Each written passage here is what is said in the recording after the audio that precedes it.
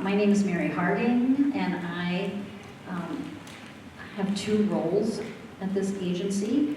I teach in the high school, I teach dance in the high school, and then I am the dance education specialist for the professional development.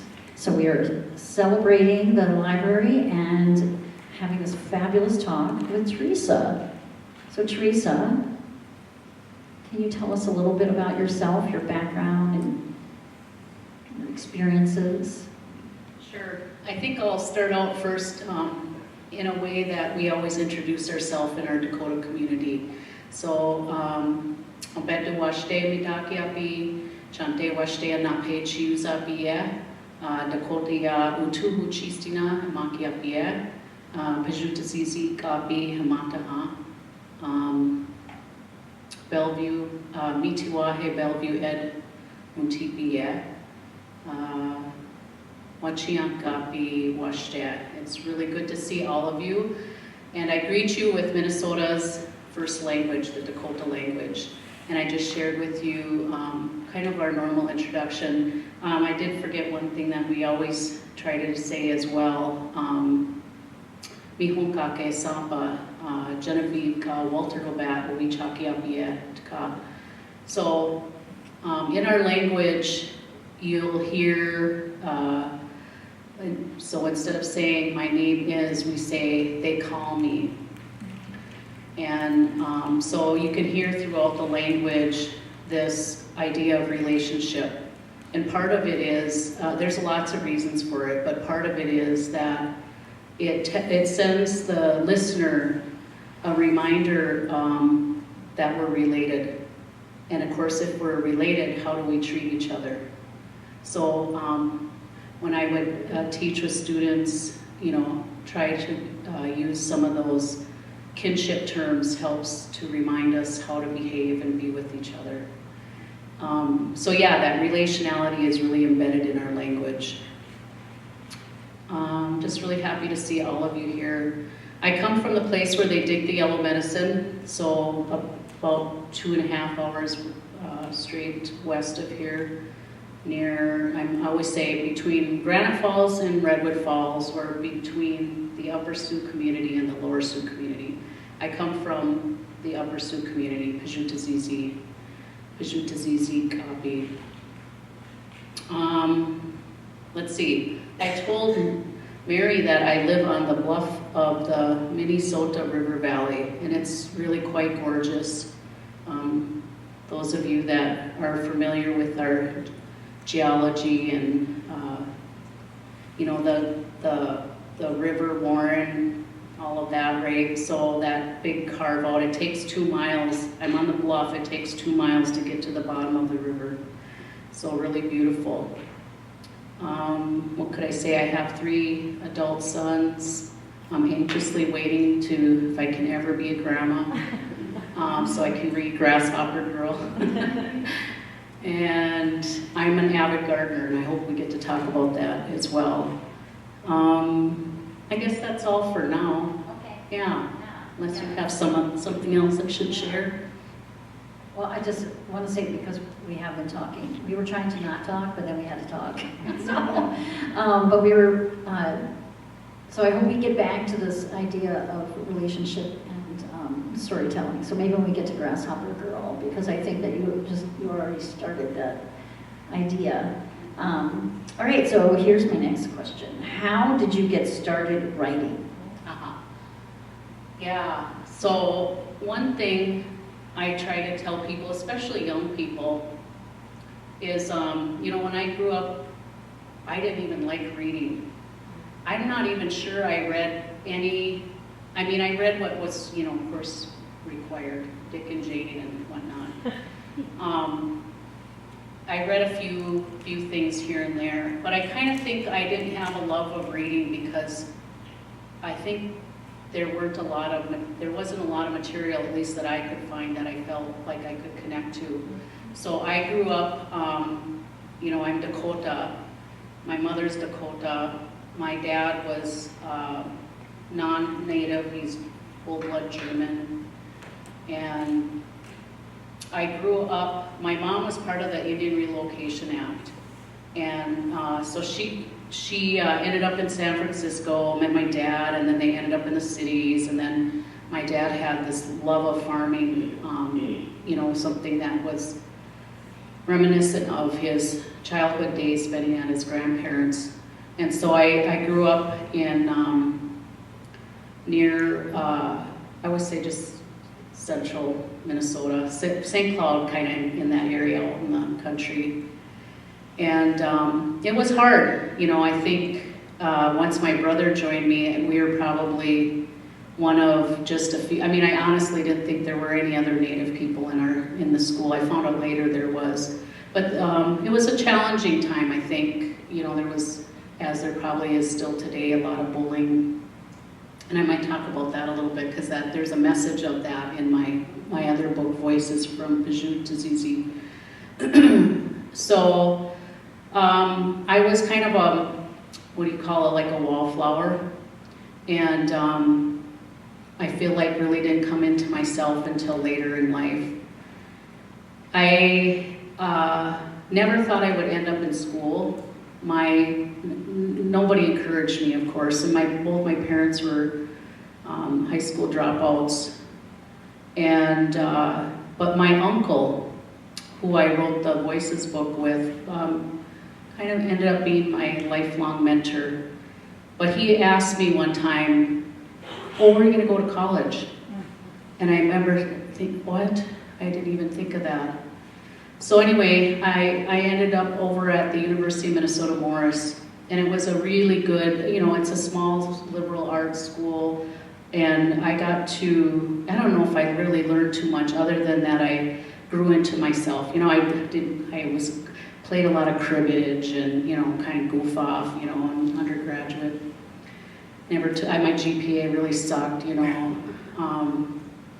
But it was a place for me to, like, come into myself and be around other Native people. And yeah, that was really formative for me. And then, you know, I talk about this in the Voices book, but I spent a lot of time visiting my relatives on the reservation where my mother grew up. And those were also really impactful for me. And so what did I do? On weekends, I would go down and visit all my cousins and my relatives, and that was a great comfort to me. And then I eventually ended up there. And I found my partner, Jason. He's also from the community, and we've been together now over 30 years. But I don't know how I got it. I started working at schools, I think, because I could connect to Native kids who maybe didn't feel a sense of belonging. So I worked as a post-secondary counselor for the local schools, and then I'm starting to tell you a long story, but I have a point, I think. So then I somehow ended up in a educational leadership program in Marshall, and that was really good for me. That was yeah, it was really impactful. I had really good instructors, and we were in a small cohort. And I worked at that time worked at a small charter school for Native students, and that was really good.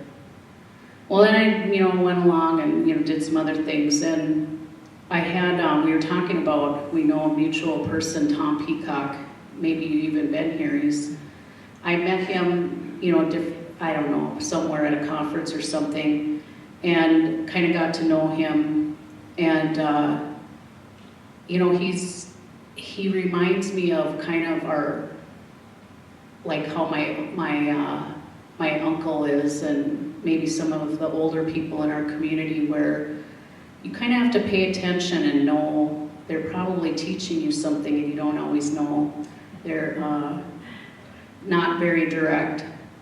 But he showed up at an event. I was running a nonprofit at the time, and he showed up, and then later he ended up asking me, and then through another person, to go up to, they were having a native cohort up at UMD in their education program. So I ended up there, and that was his subtle way of like, I have some confidence in you, I think you should go to school. So that was, I would have never, so I ended up getting a doctorate. Like, who would have ever thought, you know, a kid, a dropout kid, you know, parents. And, you know, we had to decide what we were gonna do our research on. And I was describing, you know, had this conversation with him, and he goes, oh, you're talking about sense of belonging. I didn't know that was a thing. Well, so anyway, that's what I ended up doing my dissertation on. And I wanted to explore, because at that time I was doing a lot of research about where I come from, who my people are, all of that, which I didn't learn growing up. And of course, nor did I ever hear about it in classrooms. In fact, it was always kind of painful when they talked about Native people in schools at that time. And so I ended up doing my research on that, how storytelling impacts sense of belonging. And I played around with some story, and I had what was a much longer version of what you're holding in your hands tonight, Grasshopper Girl.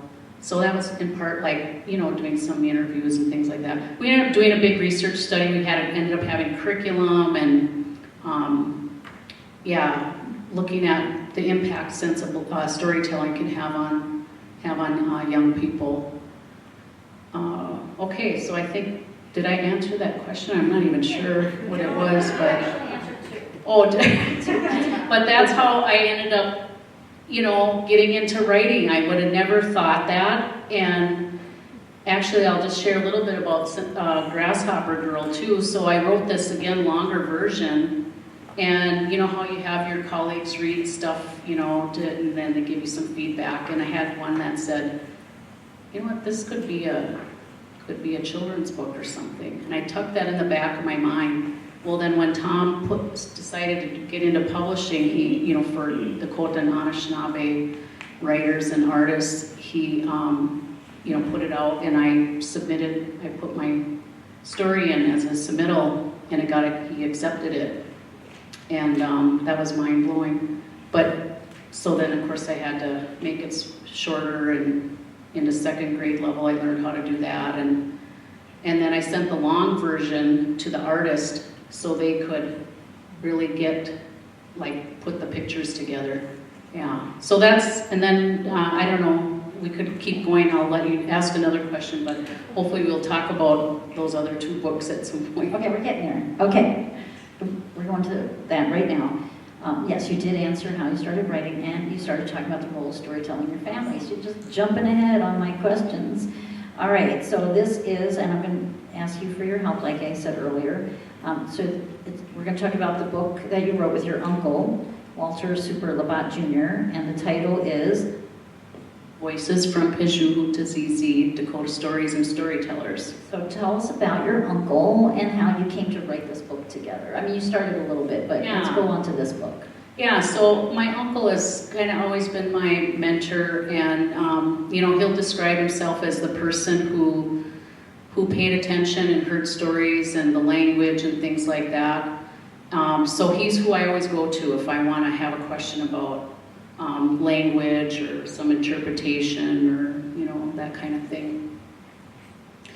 So let's see. I don't know when it was, but sometime in my life I really, again, was digging into like, well, who am I? Where do I come from? Why didn't I learn this and that kind of thing? And he, of course, filled in a lot of those gaps, as well as doing a lot of research. And when I went off to college, my mom gave me this little, I wish I brought it with me, it's a little tan book. It's a little self-published book that my great aunt did. And it was stories that my great-grandfather wrote about our family and community. And he, you know, he was born in the 1800s.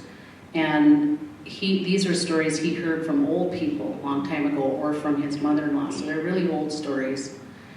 And I never paid any attention to it. And until I would go visit my great aunt, I think primarily because she lived in Phoenix and it was a nice place to go in the winter.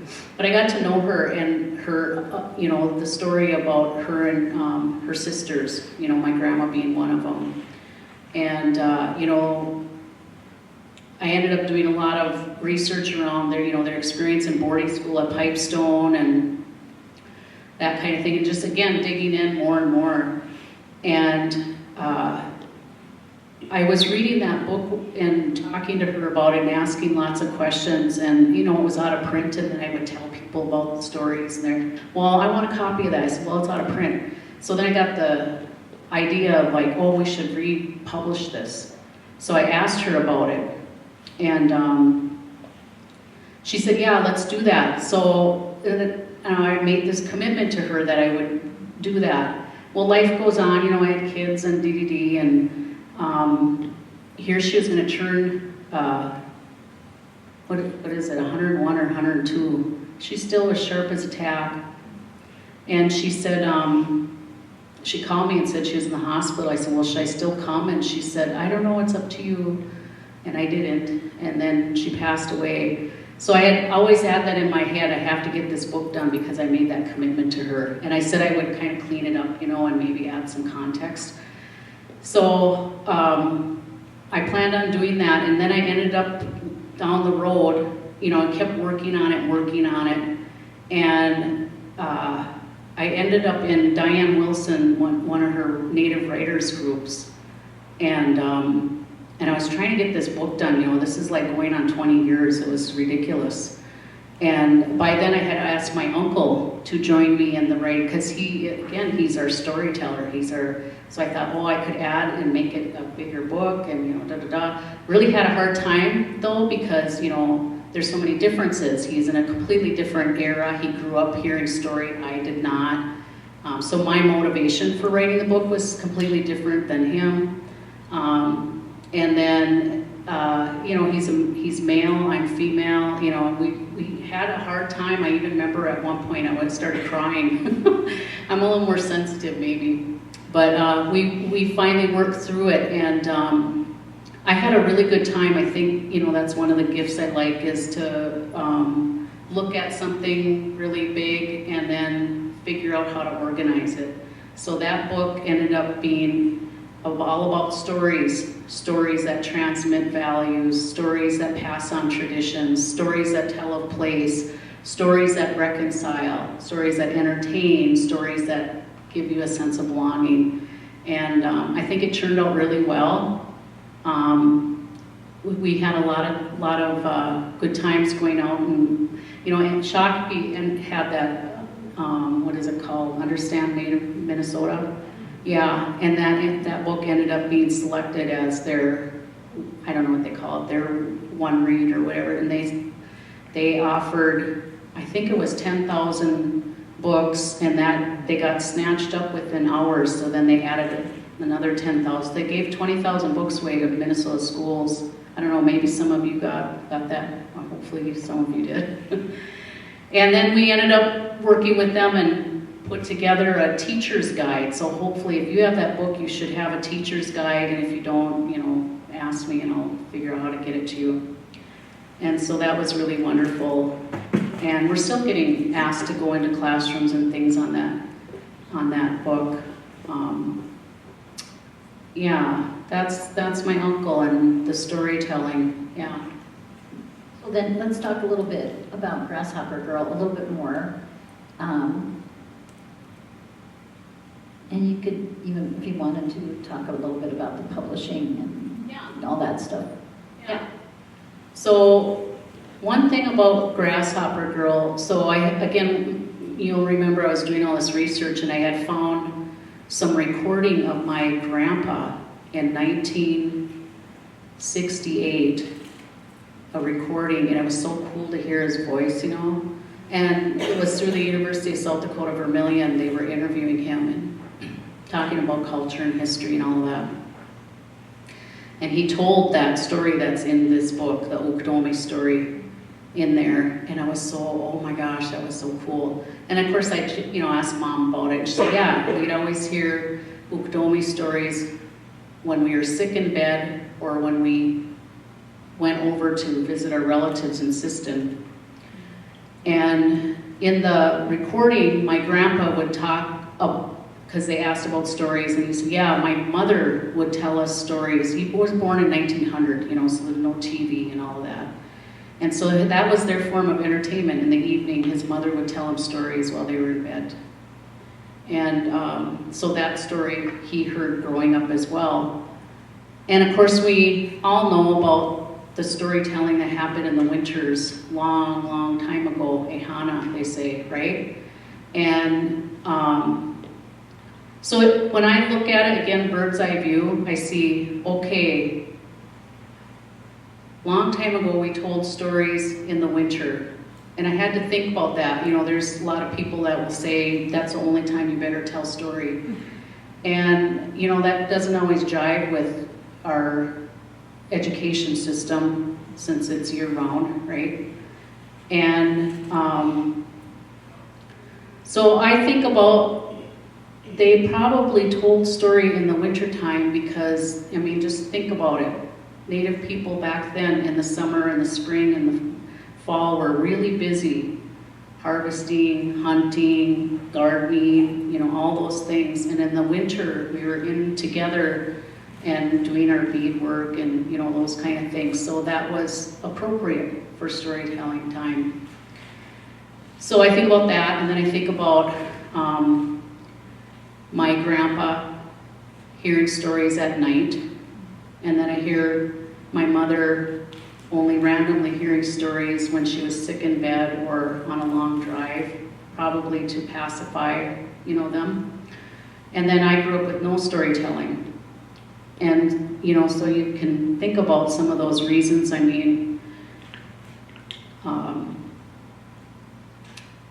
Our education system, I know it's far better today than it was probably when I went to school, and appreciate, just like this, I don't know that something like this would ever happen, or I've been in schools at Indigenous Peoples Day in tears, mind-blowing, because that would, literally, it would be, little, some of you might remember that, there'd be a little piece in the social studies book, and it would be always about warring and something negative, and of course, the implication was that we were all dead, or, whatever.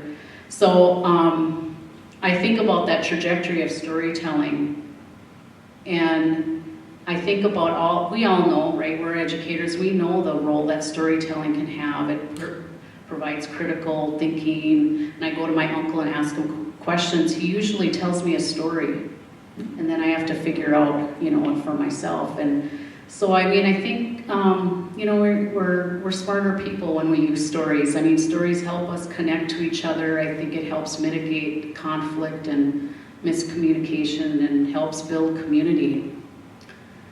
So, yeah, that's Grasshopper Girl. And then,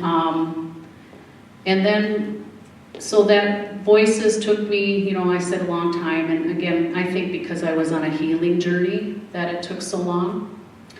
And then I was in this writer's group, and I finally finished, and it was off to the publisher, and I was still in the group, and I was like, I had a few little breadcrumbs written here and there about,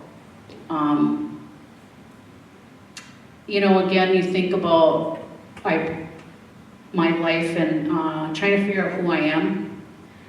And I was on Facebook at the time. I can't stand social media anymore, by the way. Sorry for anybody who's into it, but it kind of messed with my perception of self, and now we know that, right? There's all this research coming out about the impact of mental health on young people. But it even did that for me. People would post things about Native people, and then I try to think, oh, am I doing that? Maybe I'm not Indian enough, didn't measure up. And I remember thinking, I'm not doing those things, but I'm out in my garden doing things. And I won't give it away, it's in the book. But there's, again, a whole kind of discovery journey that ended up being what is called perennial ceremony, lessons and gifts from a Dakota garden. And so basically it's a collection of prose, poetry, and lots of recipes. It's kind of a chronicle of how we live day to day, how we live in cooperation with Mother Earth, how we care, in that reciprocal way. All the healing, connection, things like that caring for the land can do for you. And so I consider that our life is like an ongoing ceremony, perennial, every year. And so it takes you through all of our seasons. And that book was really easy to write. It only took me a couple of years because it's a reflection again of how I see the world and how much the environment has to teach us. We can watch, and it's reflective, of course, of our Native people. Will look at animals or something, or birds in the sky. There's teachings around the geese. We see geese out here, and they have a lot to teach us. So yeah, that book, then I finished that one in the second year when I was in the Native Writers group, and Diane Wilson is incredible. I attribute a lot to her and her mentoring, and she, of course, is a good friend as well. But she brought in different publishers just to talk to us and tell us this is what it's all about, so we had to share a little reading, with each of the when they'd come in. So when I had a pretty good manuscript ready, I sent it to the University of Minnesota Press, Eric, who's incredible publisher, and he loved it, and we're off to the races there. But yeah. And now it's been selected as a finalist for the Minnesota Book Award. She's just going through all the way questions. Perfect. So now the question is, you already told us about the book.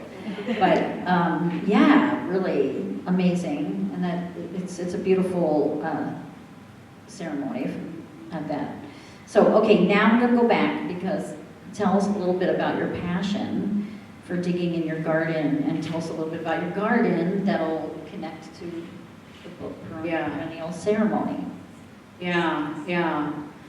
So, when I was, kind of go back to social media, looking at like, I'm not doing that particular ceremony, I'm busy doing this, and anyway, I won't give it all away, but really started thinking about that word ceremony and what it really was. So I ended up like thinking, okay, what are the ceremonies that I've been involved?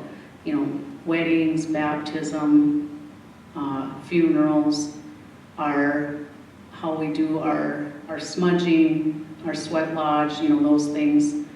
And I started writing a list of all the things that it does for you, all the concepts around ceremony, and I ended up with this giant list. And then in the meantime, I was writing about, just everyday things that I'd noticed, things that I'd be curious about, like, what's that frog sound, and where are they living, and then, I'd do some research about it. So I was able to connect, I again wrote this in a seasonal thing, and then look at what are those concepts. I basically wrote everything first and then looked at, this concept goes with this one and this one, so, things like traditions of passing on. So I talk about in there, there's a lot in there about my dad. My dad, like I said, I grew up on I didn't tell you guys this, I grew up on a hog farm. A small hog farm, not the big corporate farms you see today. So, this is more like, we had a garden. We learned how to butcher chickens, like a little more subsistence. And so my dad and I had that connection. We didn't always agree on, politics and religion, but we always loved the land. We loved to grow food. We loved preserving, we do canning and freezing and all of those things together. My dad passed away last May, and so you know, I'm starting the other day I was like, oh, we did a prescribed burn on our prairie, and I was like, oh, I wonder if Dad did that, and then it's like, oh, I can't ask him. So I'm still in, you know, that kind of phase of grief. But yeah, I definitely miss him, but it's also a tribute to him. Like I have my asparagus, I always share that because, like for example, when I was young, we would go visit our German family, my dad's side, down in Gaylord, and we would go out asparagus hunting, and my little German grandma would say, keep your eyes peeled. You know, so little things like that. So those things kind of continue to pass on, and of course that's one of the great things about gardening and sharing food and preserving and all that. It's really about that connection to people. So when we do our apples and we make apple cider, you know, everybody comes over and we do it all together and have a really good time.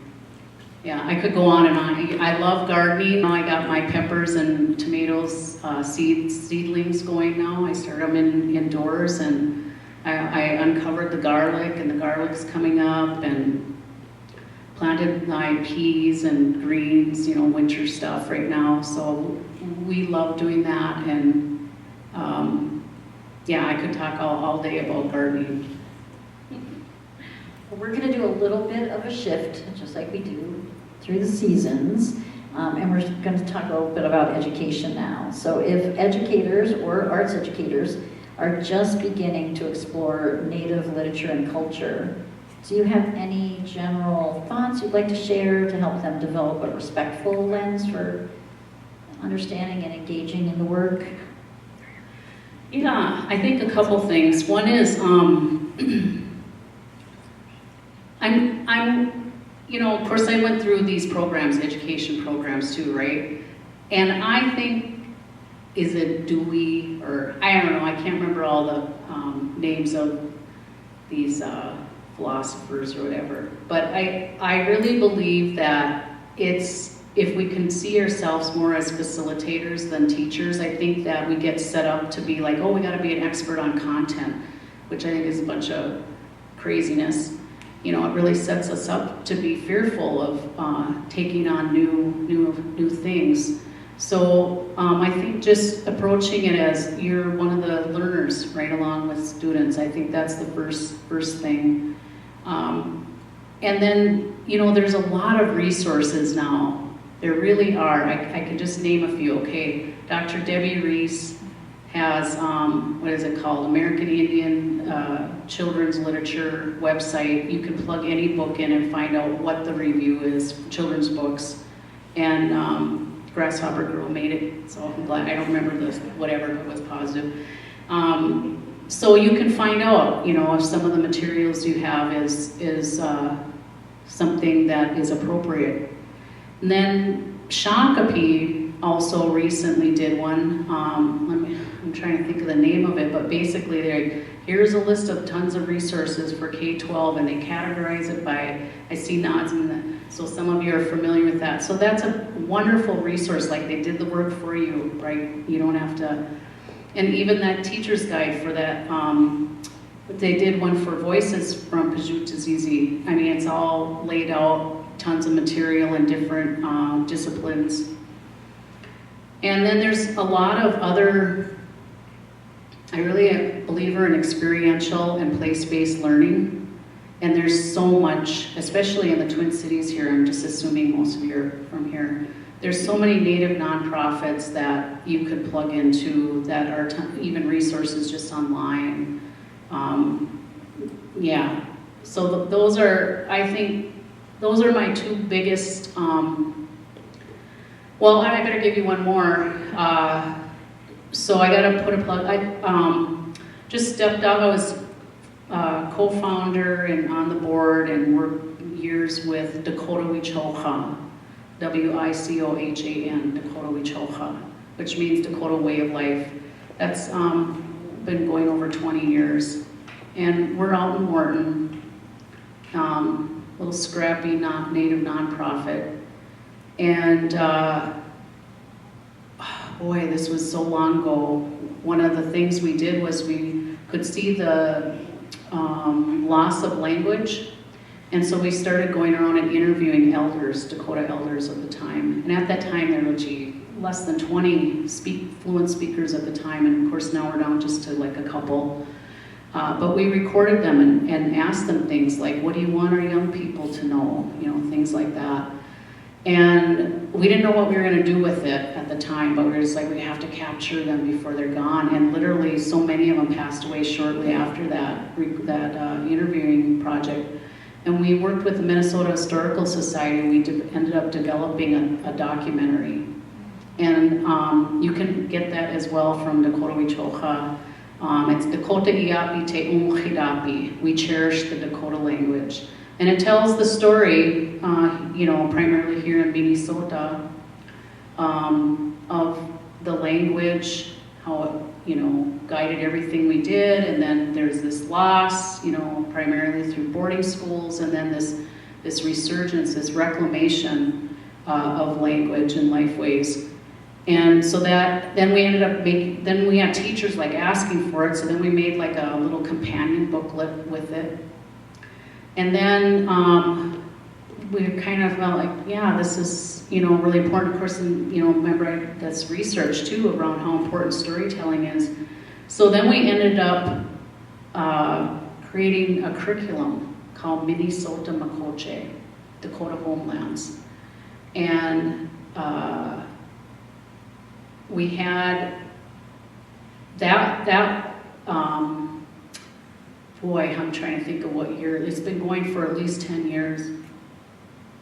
And it really is more of a living document. We keep, you know, there's different research projects with it. We keep editing and making it better. So Darlene St. Clair, she was at St. Cloud State. I think she's now kind of moving over to the University of Minnesota. And so you can go to Dakota Wichocha's website and get teacher training. So I always like to make a plug for that because it started from our elders and what they, and then we ended up working with not just MHS but MDE on the, you know, making it so that the standards were embedded in it, and that, you know, teachers were telling us we need it in, you know, 10 short lessons, we need it in this amount of time, blah blah. So we really try to make it easy for teachers to incorporate. And but it's, and the other thing in that, because people always focus on the war, and that is a component, you know, the 1862 war, but I always, a lot of us firmly believe that, you know, we have to remember we're more than 1862.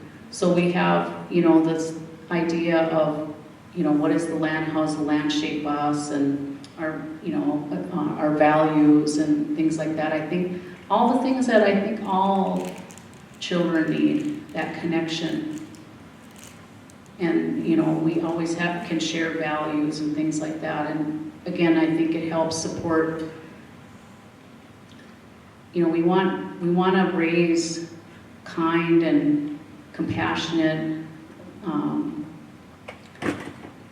people to, you know, decision makers, all of that, right? And I see that now, you know, all the what's happening in the news and everything. There's so much conflict. So I feel like more than ever we need that. We need that connection with each other, and storytelling is a way to do that.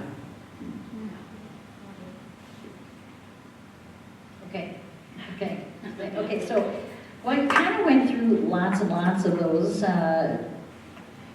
just zoomed through all the questions. And so I was wondering, since we only have a few minutes left, even though there's some great questions here, if you all have any questions, and if you have a question for Teresa, my colleague Stephanie has a microphone so that we can, come on down, right here. Yep. What was the yellow medicine? You know, I always get asked that question. So, okay, our community says it's the moon seed plant. And it has that picture of it even on our flag and on our water tower.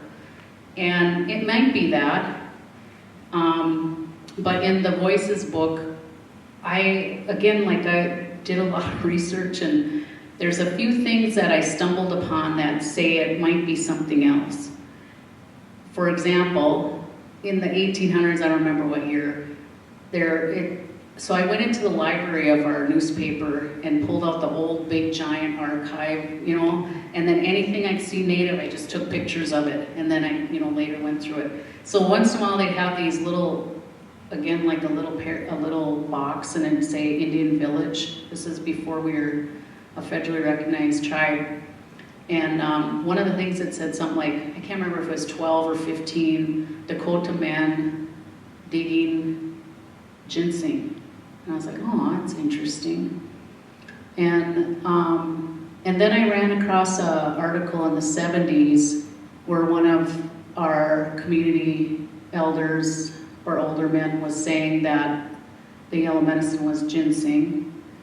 And then I was at the Arboretum here one year, and they had like all these like different Minnesota prairie plants, traditional plants, and there, behold, was ginseng, and I was looking at it, and here it has the yellow root, just like how is in our of course moonseed does as well, and that it looks like a little person, the root.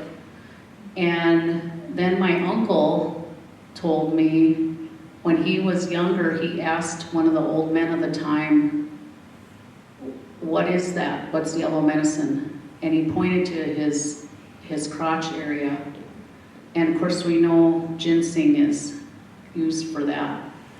So, I just maybe put all those things together and just like, maybe it could be that too. So, but I know our community says it's the moonseed plant. That's my long-winded answer to that question. Does anyone else have a question? I like questions.